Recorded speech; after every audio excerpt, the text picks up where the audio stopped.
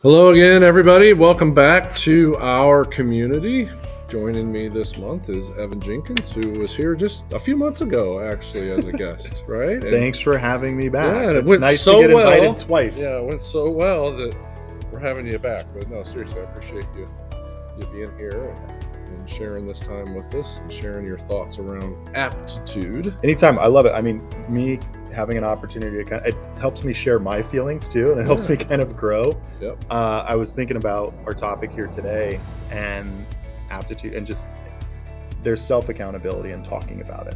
And being able to be your best self is something that we all strive to, but we're not always there. But yeah, thanks for having me. Oh, you're welcome. Again, appreciate it. I appreciate you being here. So before we dig into the topic of today, which we've already mentioned, is the weekly winning word of aptitude. And I'm sure many of the folks out there in the I've Decided community have seen the article that Kim wrote, and we're going to talk a little bit about that and probably dig a little bit deeper. But tell us what's going on in Evan's world and Manpower. It's a lot, actually. Yeah. So I'm the director of business development for Manpower. Right. Throughout Central Illinois, 7 offices in kind of the major metro areas here in Central Illinois. But it's a lot. I was saying earlier, we're kind of the whipping post for everybody's job problems or everybody's people problems. And that's okay. We're here trying to help people find new work and help people get opportunities for income. How many clients does Manpower work with? Do you call them clients? Like associates would be probably maybe the way I might describe it. So associates are how many people do we have working on a daily basis? Right. It can fluctuate, right? So you have your good weeks, you have your bad weeks, you have some things that are higher and lower.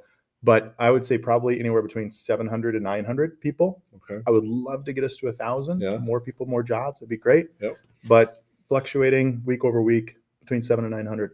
And that's across the entire 7, you said, was it 7 Yeah. offices across the region? Yeah, 7 offices. So on average, maybe about 100. Some offices, Peoria, good example, is a larger market, probably more opportunity for us than some of the tertiary areas. How broad is the region? So we are Peoria, Bloomington, Springfield, Decatur. Okay. And then we've got Champaign, Mattoon, Illinois, Mattoon, Charleston, and Rantoul, just outside of Champaign, bigger industry out there. Pretty good footprint. Yeah. I-74, I-55 kind of corridor. Yeah, cool. Well, good stuff. Thanks for sharing that, and thanks again for being here. Let's talk about aptitude. Right? Let's dig in. And, just to get us started and to level set, let's define it. It's the natural ability or acquired capacity for something, right? And I know you saw Kim's article. I've read Kim's article, and she did a pretty good job of, sharing 3 habits that hold us back from fulfilling it, from being the best, being that best, being the version. best that we can be. 3 things that kind of get in the way, roadblocks for us, right? Right.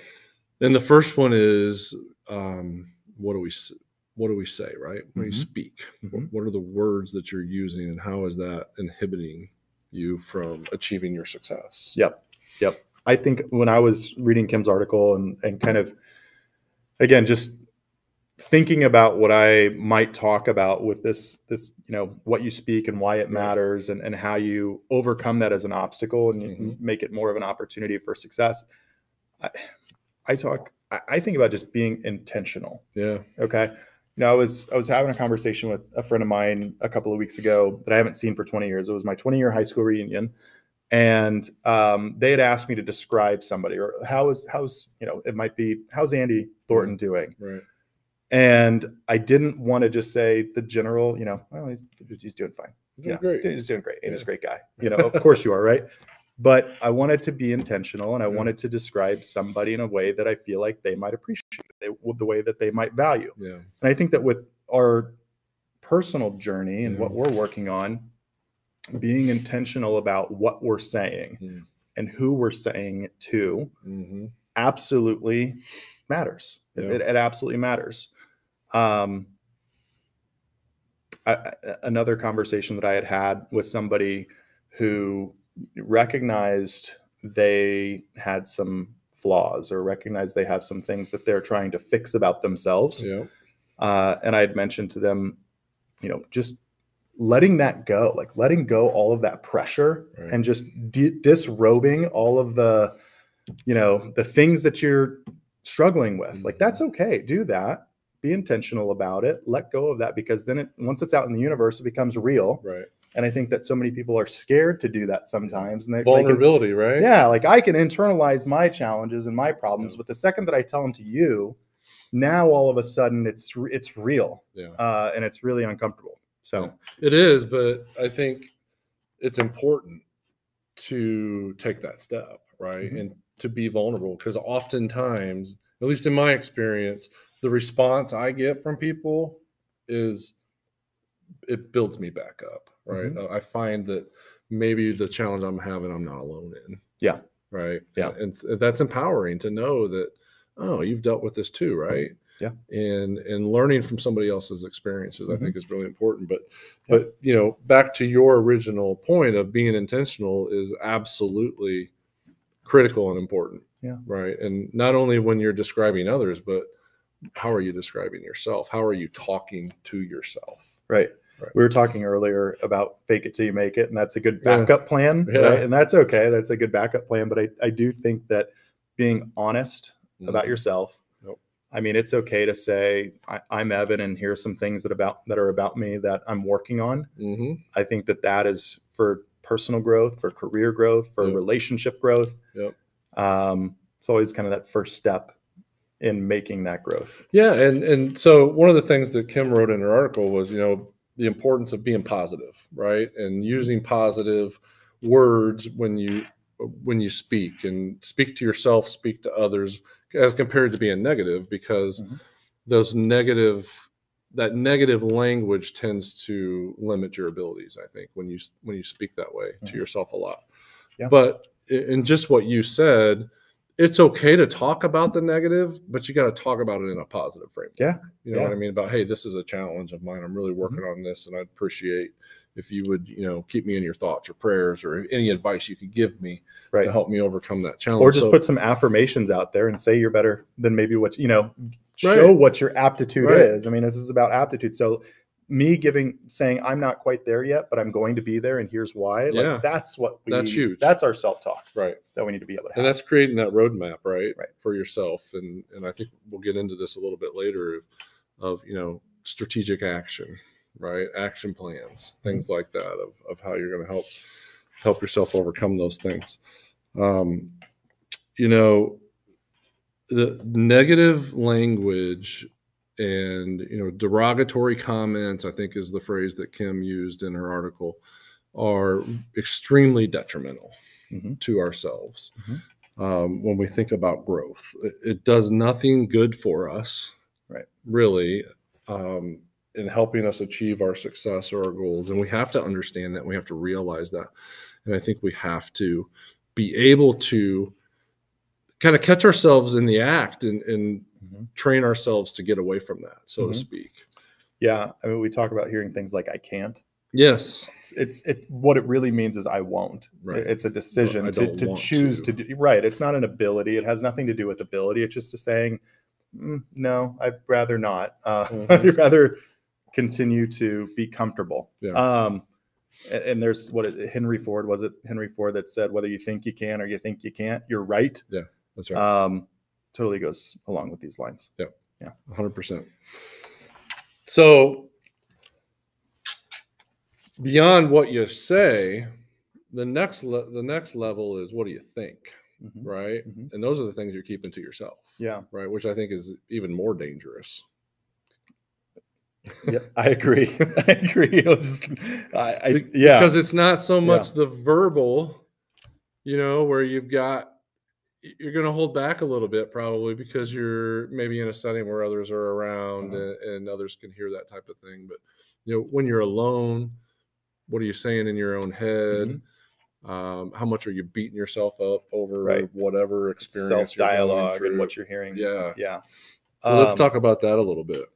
Yeah. I think that more people have fans cheering for them than maybe what they give credit. Oh, I agree. Sometimes. Right. So I agree with you.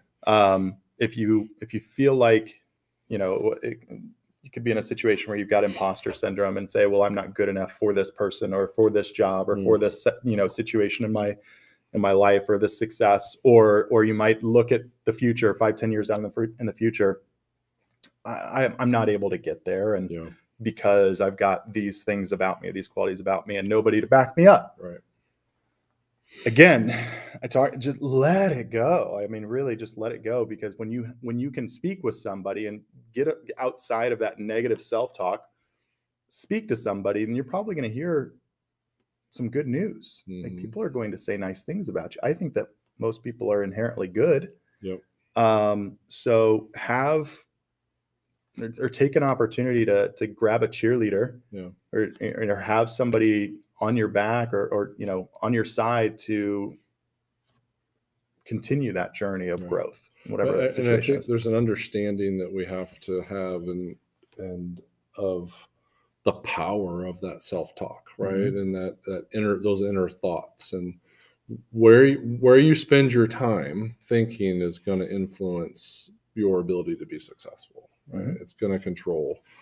It's going to control who you are as a person. It's going to control your attitude, right? Which is going to impact your ability to be successful, right? And your effort's going to go down, and everything. It's going to affect how you respond to people, all those things, right? And so you've got to be able to replace the negative with the positive, and really focus about that. Yeah, I was saying earlier to you when we were off camera here, kind of that negative self-talk, and we at home we call it the what if monster.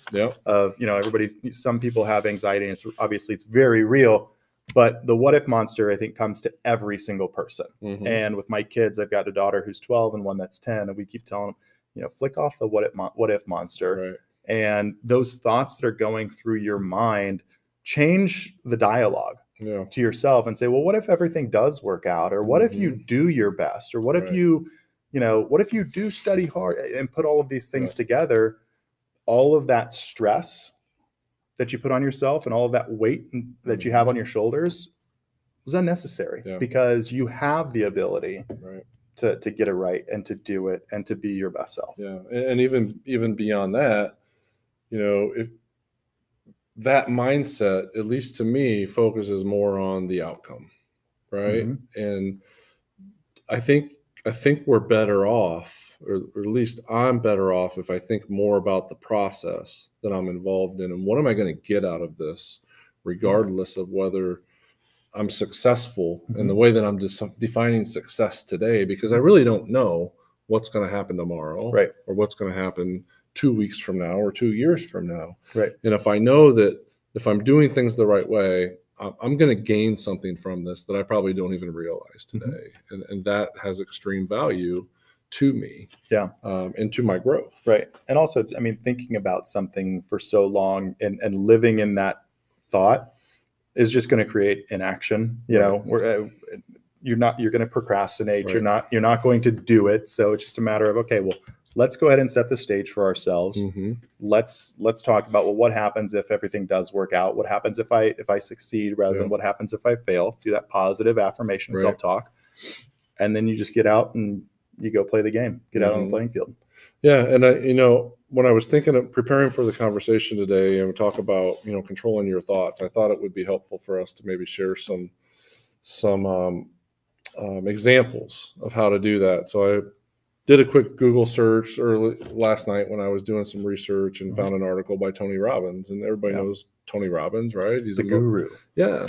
He's great at this stuff, and he has some great tidbits. And the article that I found shared 7 ways to control your thoughts. And we're not going to we don't have time to go through all of them. But it's an easy find out there. If you just Google Tony Robbins, control your thoughts, you'll probably find this article. But one of the things that he talked about was understanding the connection between your mind and your body. Right. And I know you have some thoughts on that. So I want you to talk about that a little bit. Yeah. And you bring up Tony Robbins. And when I was looking at the research that you did here, I thought of, is this Mel Robbins? There's a Robbins connection to this. Mel Robbins is somebody that I follow and somebody that I read a book for called Take Control of Your Life. And she specifically talks about recognizing that there is something in your body that's going to react a certain way. Right. And, she talks about fear. and the physical state of fear might be sweating, it might be fidgeting, it might be whatever it might be, a heat that goes inside of our body, and controlling the outcome by recognizing that physical state of fear or of discomfort. So the mind-body connection that Tony Robbins brings up is, that's awesome. You don't disagree with it. It is what it is. I mean, you feel it, you see it happen with people. Right. And you have to find a way to control that. Yeah. Right. I think. And the other thing that he talked about in his article was just embracing the moment. And we've talked about this before on this podcast. I don't know if you and I have had this conversation, but it seems like it comes up every month. Is got to be present. You got to be present where you are and not down the road where you're worried about what's going to happen 2 days from now or 2 weeks from now, but you got to be focused and present. Vulnerability and being intentional. Yeah, that's cool. So the third component was, what you do and how that impacts you, right? So we've talked about what do you say, what do you think, and now it's your actions. Right. Yeah. I hate to just be this, I'm regurgitating quotes over and over. I feel like it's not even mine. It's all right. But I really feel it. Somebody had told me several years ago, hard work beats talent when talent fails to work hard. Somebody said it. It was, I don't know. I've seen it on a shirt. I've seen it on a bumper sticker. There's a poster. And there's truth in it. Yeah. There's probably 11 different people that are claiming to be the author of it. So I'll be 12 today. But it's so true. I mean, aptitude is whether or not you have that natural ability. So for the people that have the natural ability, it's not okay to just stop at that. Right. So you could be the most talented person, artist, speaker, professional, whatever it might be. But when you're not working hard at it, and when you're just coasting on that talent train, what are you doing? What are you doing? I think you're taking it for granted. At that level. And I think you're right.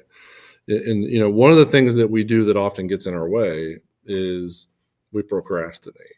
Right. Because we don't want to do it. Do you procrastinate? Yeah. Oh yeah. You do? Yeah. I didn't take you for that. Yeah. Me too. I absolutely It's good to have friends. Yeah.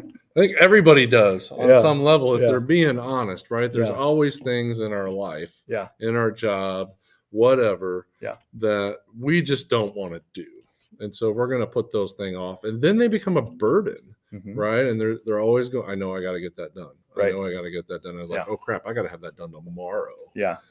You're going to do it anyway.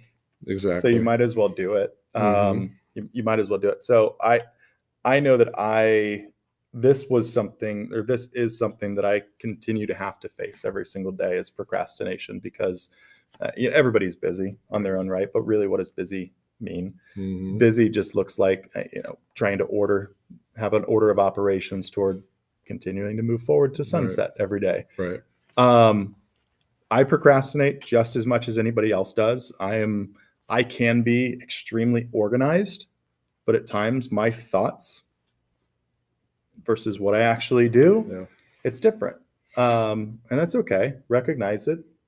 Be vulnerable, be transparent, understand your strengths and weaknesses, and work at them every single day. You got to know what the destination is that you're achieving to be, and what are the proper steps that are going to get you to be there. Right. And those things change over time, and you have to continually adjust, I think, your path in order to achieve that success. But, you've got to stay focused on that. And then you've got to pour your energy into that. And if there's anything that's going on or that is getting in the way of that, that's going to present a challenge for you. Right. And sometimes those things are the things that we maybe are procrastinating about, that are causing us stress or distraction from the thing we should be doing.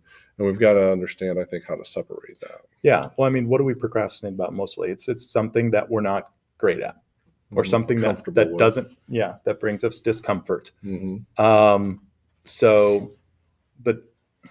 you're here already. You might as well just go ahead and do it and just get it over with, rip the Band-Aid off, and be done with it. Kim talks about, one of the things in the notes is that most of the time you're going to be glad that you did it anyway. Right. So don't procrastinate and get over it and Right. continue to move forward. Right. Yeah. Use it as a momentum builder. Yeah. I think of I know for me, I used to not like waking up in the morning and going for a 2-mile run. Right. And I'm saying this right now today to kind of motivate myself to start tomorrow. For and tomorrow, get back right? on it tomorrow. Yeah. Exactly. But I didn't like doing it, but I like the way I feel after I'm finished with sure. it. So, I mean, I think that's a perfect example of any type of physical workout, right? Yeah. I'm the same way. Don't like to do it, but really enjoy it when it's over. When it's done, you right? feel great. And be able to look back and say, wow, I did that. And I feel so much better for it. Absolutely. So and I think that can be true in a lot of different circumstances in our life. Yep. Kim wrapped up her article with the statement of, when you change what you speak, what you think, and what you do, you change your mindset. Right. And you and I were talking before the podcast, and you can't just have one of those. Yeah. Or two of those, right? Why don't you elaborate a little bit more on that thought? Well, it's not good enough to just try to speak something into existence. It doesn't happen on accident. Yep. I don't believe that's the case anyway.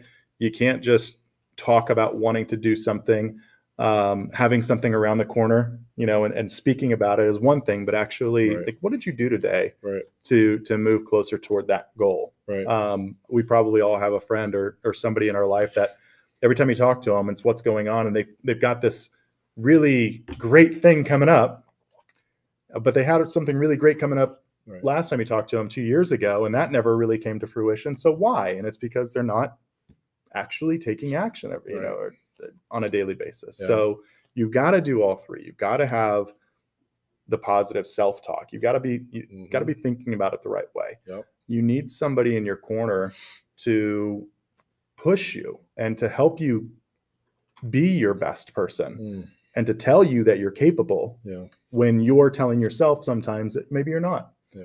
And also, by the way, to get other ideas. Yeah. And then you just need to put the left foot in front of the right, move forward. And lean forward and keep moving. Yeah. I think you summed it up well when you said earlier, you got to think it, you got to say it, you got to do it. Yep.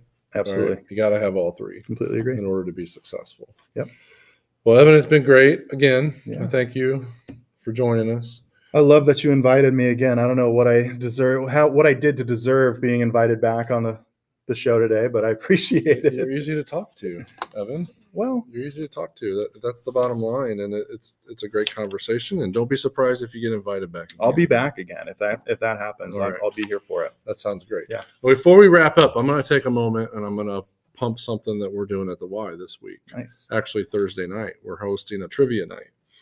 So if you're fun. Interested, trivia night on Thursday. Trivia night Thursday night, 6:00 at Hacienda El Mirador, which is the Mexican restaurant in Junction City. Yeah, is where we're going to host this. First time we've ever done anything like this. Do you have a theme for what the trivia is going to be about? No theme. Okay. We're just kind of random trivia categories that we researched on our own. With a small committee of mine that we put together at 6 p.m. Thursday night. It's 2 hours. We're going to keep it to a 2-hour window. It'll be fun. So teams. Five rounds of trivia, teams of 6 or less. Yeah. It's $100 a team. Nice. Fundraiser for our annual support campaign, and 10% of all the proceeds from the restaurant come back to the organization as well. That's really cool. From the restaurant. So really excited for that. If you're looking for something to do Thursday night, meet us there. You can pre-register on our website or our Facebook page, but it's not required. Do that. So just and you're going to be playing, right? I will be working the event, but I will be there. All right. Helping. Okay. Facilitating. We'll not be offering the questions. We have we'll call him a professional trivia person. Yeah. Rick Blade, who is the WWCT morning DJ. Yeah. If you listen to 99.9, I think it is on the dial. He'll be there doing it. He does this all the time. That's awesome. He's a member of the Y, like and he's volunteering to help us out. So that'll be a good event. Good way for us to raise some additional money and provide some additional support to our community. So enjoy. If you're interested, look us up on Facebook or on our YMCA website, which is PeoriaYMCA.org, and we look forward to seeing you all Thursday night. So thanks again, Evan, for joining me today. Pleasure. Absolute pleasure. I love it. Thank you. Thank you for joining us on our community.